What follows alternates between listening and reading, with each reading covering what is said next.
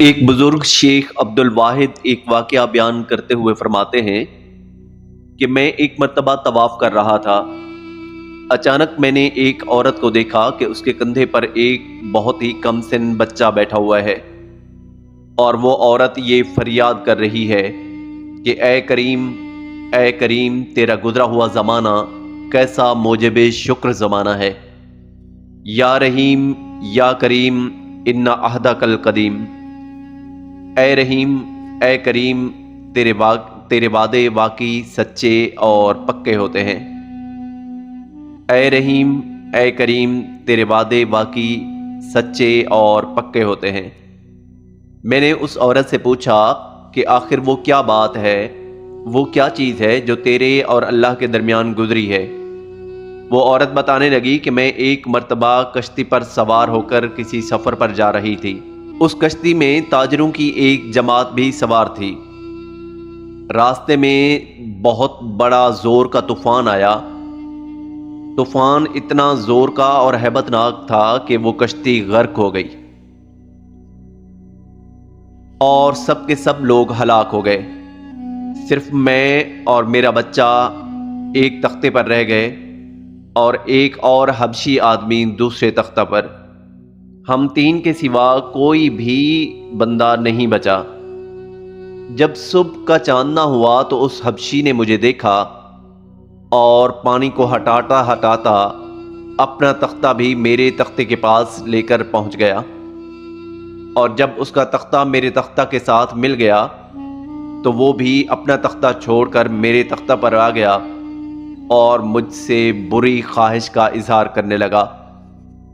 میں نے اس حبشی سے کہا کہ اللہ سے ڈر، ہم کتنی بڑی مصیبت میں مبتلا ہیں، اور پہلے ہمیں اس سے نجات نہیں مل رہی، اور تو الٹا برائی کی طرف مجھے مائل کرنے کی کوشش کر رہا ہے۔ وہ حبشی کہنے لگا کہ ان باتوں کو چھوڑ، خدا کی قسم یہ کام ہو کر رہے گا۔ یہ بچہ میری گود میں سو رہا تھا۔ میں نے چپکے سے اس بچے کو ایک چٹکی کاٹی، جس سے یہ بچہ ایک دم رونے لگا۔ میں نے اس حبشی کو کہا کہ اچھا ذرا ٹھہر جا، میں اس بچے کو سلا دوں، پھر جو کچھ تیرا دل کرے گا کر لینا۔ اس حبشی نے ایک دفعہ تو صبر کیا، لیکن جب اس نے دیکھا کہ بچہ دوبارہ سو گیا ہے تو پھر وہ میری طرف بڑھنے لگا۔ میں نے دوبارہ سے بچے کو چٹکی کاٹی۔ اسی طریقے سے جب بچہ سوتا میں بار بار اس کو چٹکی کاٹتی تاکہ یہ سوئے نہ اور حبشی میری طرف نہ بڑھے۔ آخر اس حبشی نے تنگ آ کر میرے روتے ہوئے بچے کو مجھ سے چھینا اور اسے سمندر میں پھینک دیا۔ میں نے فوراً اللہ پاک کی طرف رجوع کیا۔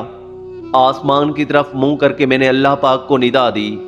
میں نے اللہ پاک سے کہا، اے وہ پاک ذات جو آدمی کے اور اس کے دلی ارادہ میں بھی حائل ہو جاتی ہے، میرے اور اس حبشی کے درمیان تو ہی اپنی طاقت اور قدرت سے جدائی کر۔ بے تردد تو ہر چیز پر قادر ہے۔ خدا کی قسم میں ان الفاظ کو ابھی تک پورا بھی نہ کر پائی تھی کہ سمندر سے ایک بہت بڑے جانور نے منہ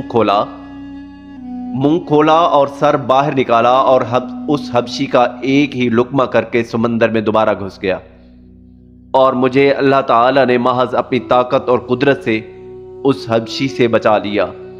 بے شک وہ اللہ ہر چیز پر قادر ہے، وہ اللہ پاک ہے، اس کی بڑی شان ہے۔ اس کے بعد سمندر کی موجیں مجھے تھپیڑتی رہیں، یہاں تک کہ میرا تختہ ایک جزیرہ کے کنارہ سے لگ گیا۔ میں وہاں اتر پڑی اور یہ سوچتی رہی کہ یہاں گھاس کھاتی رہوں گی اور پانی پیتی رہوں گی، جب تک کہ اللہ پاک میری کوئی اور صورتحال پیدا نہیں کرتا۔ بے شک اللہ کی مدد سے ہی کوئی صورت میرے لیے نجات کی پیدا ہو سکتی ہے۔ 4 دن مجھے اس جزیرہ میں گزر گئے۔ 5ویں دن مجھے ایک بڑی کشتی سمندر میں چلتی ہوئی نظر آئی۔ میں نے ایک ٹیلے پر چڑھ کر اس کشتی کی طرف اشارہ کیا، اور کپڑا جو میرے اوپر تھا اس کو ہلایا اور کشتی والوں کو اشارہ کیا۔ اس میں سے 3 آدمی ایک چھوٹی سی کشتی پر بیٹھ کر میرے پاس آئے۔ میں نے ان کے ساتھ اس ناؤ پر بیٹھ کر اس بڑی کشتی پر پہنچی تو میرا یہ بچہ جس کو حبشی نے سمندر میں پھینک دیا تھا ان میں سے ایک آدمی کی گود میں تھا۔ میں اس کو دیکھ کر بچے کو بار بار بچے کو دیکھ رہی تھی اور آخر کار اس بچے کے اوپر گر پڑی۔ میں نے اس کو چوما، گلے سے لگایا اور میں نے کہا کہ یہ بچہ میرا ہے، یہ میرا جگر پارا ہے۔ وہ کشتی والے کہنے لگے تو پاگل ہے، تیری عقل ماری گئی ہے۔ میں نے کہا نہ میں پاگل ہوں نہ میری عقل ماری گئی ہے، میرا عجیب قصہ ہے۔ پھر میں نے ان کو اپنی کہانی سنائی۔ یہ ماجرا سن کر سب نے حیرت سے سر جھکا لیا اور کہنے لگے کہ تو نے بڑی حیرت کی بات سنائی، اب ہم تجھ سے ایسی ہی بات سنیں گے جس سے تجھے بھی تعجب ہوگا۔ ہم اس کشتی میں بڑے لطف سے چل رہے تھے، ہوا موافق تھی، اتنے میں ایک جانور سمندر کے پانی کے اوپر آیا۔ اس کی پشت پر یہ بچہ بیٹھا ہوا تھا اور اس کے ساتھ ہی ایک غیبی آواز ہم نے سنی کہ اگر اس بچہ کو اس کی پشت سے اٹھا کر اپنے ساتھ نہ لیا تو تمہاری کشتی بھی ڈبو دی جائے گی۔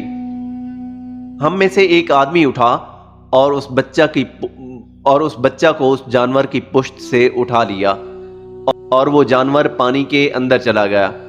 تیرا واقعہ اور یہ واقعہ، یہ دونوں ایک دوسرے سے کتنے ملتے جلتے ہیں۔ بڑی حیرت کی بات ہے، اور ہم سب یہ عہد کرتے ہیں کہ آج کے بعد سے اللہ تعالی ہمیں کبھی کسی گناہ پر نہ دیکھے گا۔ اس کے بعد ان سب لوگوں نے توبہ کی۔ وہ پاک ذات کتنی مہربان ہے، بندوں کے احوال کی خبر رکھنے والی ہے، بہترین احسانات کرنے والی ہے۔